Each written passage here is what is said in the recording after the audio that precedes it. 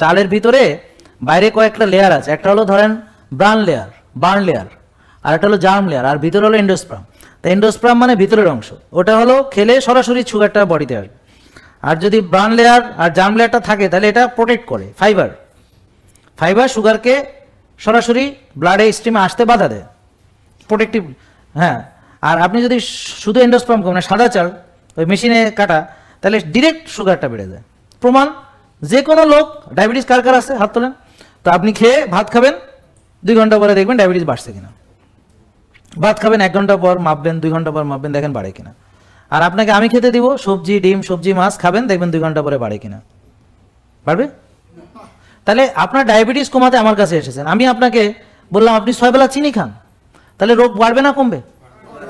এখন আপনি যেন রোগ বাড়তেছে বুঝতে না পারেন, এই জন্য আমি আপনাকে ট্যাবলেট দিয়ে দিব বা ইনসুলিন দিয়ে দিব। আপনি চিনি মাপবেন, চিনি মাপে দেখবেন আপনার চিনি কম, আপনি ও দারুণ চিকিৎসা হচ্ছে, ভালো ডাক্তার দেখাইছি, সুগার নিয়ন্ত্রণে আছে। কিন্তু আমার প্রশ্ন হলো সুগারটা কোথায় গেল?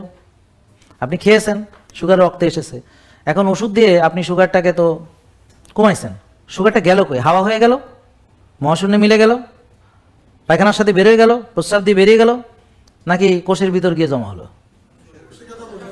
তাহলে এইভাবে চলতে থাকলে কোষের কি হবে? তাহলে ডায়াবেটিস রোগী দীর্ঘদিন চিকিৎসায় চোখ নষ্ট হবে না, নার্ভ ড্যামেজ হবে না, হার্ট ব্লক হবে না, স্ট্রোক করবে না, প্যারালাইসিস হবে না? হচ্ছে কিনা? লিভার কিডনি ড্যামেজ সব হচ্ছে কিনা? তা তো হচ্ছে। তাহলে আপনি চিনি বেশি, আবার চিনি বেশি খাওয়াইতেছেন, আবার ওষুধ দিয়ে চিনি ভিতরে ঢুকাইতেছেন, আর কোন চিনি মাপো, আর ইনসুলিন মাপেন না, কোষের প্রদাহ মাপেন না, ইনসুলিন রেজিস্ট্যান্স মাপেন না, ইনসুলিন বেশি সেটাও মাপেন না। যদি মাপতেন তাহলে তো ধরা খেয়ে যেত। আজকে 71 বছরের একজন ডাক্তার আমার কাছে আসছে, ওনার জীবনে কোনোদিন ইনসুলিন রেজিস্ট্যান্স মাপা হয়নি, সিপেপটাইড মানে ইনসুলিন তৈরি হয় কিনা তাও মাপা হয়নি, খালি পেটে ইনসুলিন মাপা হয়নি, অথচ ওনাকে ইনসুলিন দিয়ে চিকিৎসা করা হচ্ছে।